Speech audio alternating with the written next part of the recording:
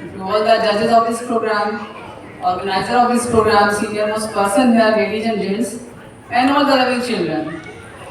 आज मेरी एमसीएफ में मेरी दूसरी प्रस्तुति है. I am Pratibha Dubey, wife of mister Harinarayan Dubey. मैं आज स्वरचित अपनी दो कविताएं आपके सामने प्रस्तुत करना चाहती हूँ. एक मेरी बहुत छोटी सी कविता है जो शुरुआती है, बाद में मेरी मुख्य कविता. देखिए, आज का जो टाइम था वो 6 o'clock का था. तो हम महिलाओं को कहीं निकलना होता है तो पहले होता भाई घर का काम सारा निपटा ले फिर हम जाएं. तो मेरी जो चंद लाइनें हैं वो शुरुआत की, और मुझसे जो अनुभवी अभी जो बोल करके गए हैं मैं उन सभी को बधाई देती हूँ. सभी ने बहुत अच्छा प्रस्तुतिकरण था और मैं तो अभी कम एक्सपीरियंस हूँ, मुझसे गलतियाँ तो से माफ करें. सुनो प्रिय घर जल्दी आना, सुनो प्रिय घर जल्दी आना, मुझको एक बात बताना है और आज शाम को 6 बजे मुझे कविता कहने जाना है. सुनो प्रिय घर जल्दी आना, मुझको एक बात बताना है और आज शाम को 6 बजे मुझे कविता कहने जाना है. और जाने से पहले मैं घर के सारे काम निपटाऊंगी, और जाने से पहले मैं घर के सारे काम निपटाऊंगी, खाना भी बनाऊंगी, बच्चों का होमवर्क भी कराऊंगी. और जाने से पहले मैं घर का सारा काम निपटाऊंगी, खाना भी बनाऊंगी, बच्चों का होमवर्क भी कराऊंगी. तुम्हें वहां बस मेरे लिए ताली ही तो बजाना है, तुम्हें वहां बस मेरे लिए ताली ही तो बजाना है. सुनो प्रिय घर जल्दी आना, मुझे ऑडिटोरियम जाना है. हाउसवाइफ का टैग लगा है, हाउसवाइफ का टैग लगा है, अब मैं उसे हटाऊंगी. हाउसवाइफ का टैग लगा है, अब मैं उसे हटाऊंगी और घर के चूल्हे चौके से निकल खुद की पहचान बनाऊंगी. पंख लगे हैं जो मुझ में, पंख लगे हैं जो मुझ में, अब उनको फैलाना है. सुनो प्रिय घर जल्दी आना, मुझे कविता कहने जाना है. और देखिए, मैं हूँ तुच्छ लेखिका, मैं हूँ तुच्छ लेखिका, मुझको कुछ नहीं आता है. मैं हूँ तुच्छ लेखिका, मुझको कुछ नहीं आता है, पिरो देती हूँ अपने शब्दों में जो मेरे मन को भाता है. तो मैं वहाँ जाकर मेरा हौसला ही तो बढ़ाना है. सुनो प्रिय घर जल्दी आना, मुझे ऑडिटोरियम जाना है.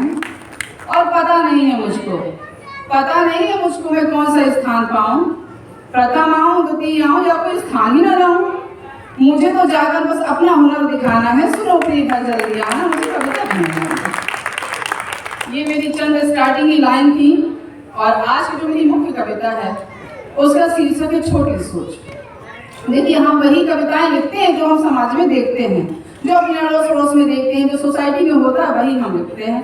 तो देखिए, पहला जो इम्प्रेशन होता है आपका, वो आपका होता है बाहरी सुंदरता. जब भी हम किसी से मिलते हैं या कोई हमसे मिलता है तो first impression is of the external beauty. लेकिन आप अंदर से कितने सुंदर हैं आप जब किसी से रहते हैं तब पता चलता है. तो इसी पे आधारित मेरी कविता है जिसको मैंने खुद लिखा है, जिसका शीर्षक है छोटी सोच. पड़ोस वाले शर्मा जी बड़े व्यस्त नजर आ रहे थे, पड़ोस वाले शर्मा जी बड़े व्यस्त नजर आ रहे थे, उनकी लड़की को देखने लड़के वाले आ रहे थे. पड़ोस वाले शर्मा जी बड़े व्यस्त नजर आ रहे थे, उनकी लड़की को देखने लड़के वाले आ रहे थे. और ये 5वीं बार था, ये 5वीं बार था, इसलिए परेशान थे, बेटी के सांवले रंग को लेकर जरा हैरान थे. ये 5वीं बार था, इसलिए परेशान थे, बेटी के सांवले रंग को लेकर जरा हैरान थे. बेटी पढ़ी लिखी थी, बेटी पढ़ी लिखी थी, होनहार थी, हर काम उसको आता था. बेटी पढ़ी लिखी थी, होनहार थी, हर काम उसको आता था. उसका सांवला रंग लड़के वालों को न भाता था, उसका सांवला रंग लड़के वालों को न भाता था. शर्मा जी अपनी पत्नी से कुछ यूं बोले, शर्मा जी अपनी पत्नी से कुछ यूं बोले, सुनो इस बार बेटी को तुम पार्लर ले जाना, सुनो इस बार बेटी को तुम पार्लर ले जाना, और पिछली बार की तरह हमें ना पड़े पछताना. सुनो बेटी को इस बार तुम पार्लर ले जाना, पिछली बार की तरह हमें ना पड़े पछताना. और बेटी चढ़कर बोली, बेटी चढ़कर बोली, मैं कोई पार्लर नहीं जाऊंगी, बेटी चढ़कर बोली, मैं कोई पार्लर नहीं जाऊंगी, और मैं जैसी हूँ खुद को वैसे ही प्रस्तुत कराऊंगी. बेटी चढ़कर बोली, मैं कोई पार्लर नहीं जाऊंगी, मैं जैसी हूँ खुद को वैसा ही प्रस्तुत कराऊंगी. और लड़के वाले आए, लड़के वाले आए, खूब स्वागत सत्कार कराया, लड़के वाले आए, खूब स्वागत सत्कार कराया गया. और लड़की को फिर चाय की ट्रे के साथ बुलाया गया. देखिए, मोस्टली घर में यही तो होता है, मिठाई और बाकी चीजें तो अपने भाई बहन और लोग लेके चले आते हैं, चाय लेकर तो लड़की आती है. लड़के वाले आए, खूब स्वागत सत्कार कराया गया और लड़की को भी चाय की ट्रे के साथ बुलाया गया. लड़के वालों की नजरें जो ही लड़की पर ठिठक गई, और पति पत्नी दोनों की थी मानो सांसें अटक गई। लड़के वालों की नजरें जो ही लड़की पर ठिठक गई और पति पत्नी दोनों की थी मानो सांसें अटक गई और झुकी पलकों से उसने भी उसे निहारा था, और झुकी पलकों से उसने भी उसे निहारा था, जो भविष्य में उसका जीने का सहारा था, जो भविष्य में उसके जीने का सहारा था। एक पल में ही ना जाने कितने स्वप्न सजोने लगी और दबी हुई ख्वाहिशों को फिर से जगाने लगी। एक पल में ही ना जाने कितने स्वप्न संजोने लगी, दबी हुई ख्वाहिशों को फिर से जगाने लगी। तभी लड़के के फूफा कुछ धीमे स्वर में बोले, शर्मा जी हमें इस शादी से कोई आपत्ति न होती, शर्मा जी हमें इस शादी से कोई आपत्ति न होती अगर आपकी लड़की काली ना होती। देखिए पहले शब्द इस्तेमाल किया है मैंने सांवला, यहाँ पर है काला, क्योंकि किसी भी पेरेंट्स के लिए उसकी लड़की कभी काली नहीं होती। शर्मा जी हमें इस शादी से कोई आपत्ति न होती अगर आपकी लड़की काली ना होती। इतना सुनते ही उनका सपना टूट गया, एक बार फिर उसका भाग्य उससे रूठ गया। इतना सुनते ही उसका सपना टूट गया, एक बार फिर उसका भाग्य उससे रूठ गया और कुंठित मन से उठकर उसने खुद को कमरे में बंद किया। और उसका उसके अंतर मन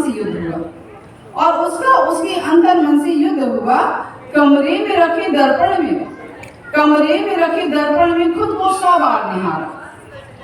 अब 100 बार से क्या मतलब एक ही बार में देख लेते हो, लेकिन नहीं।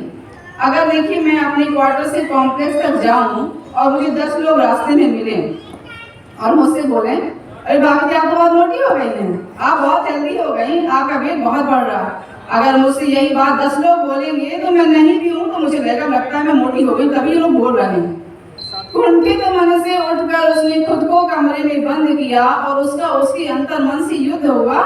कमरे में रखे दर्पण में खुद को 100 बार निहारा और अपने रूप रंग पर था उसने खुद को धिक्कारा।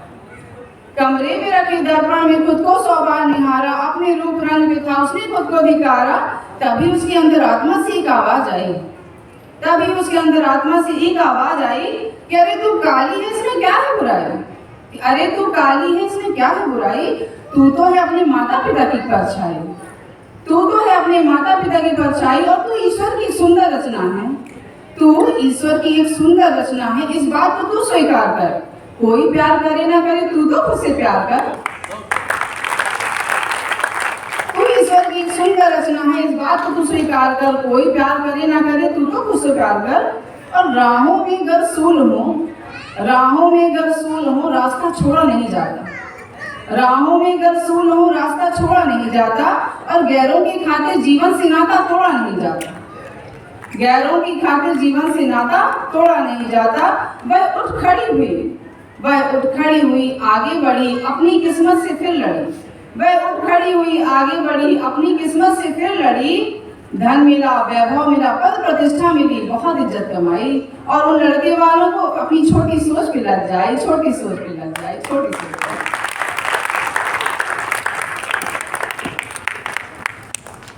धन्यवाद।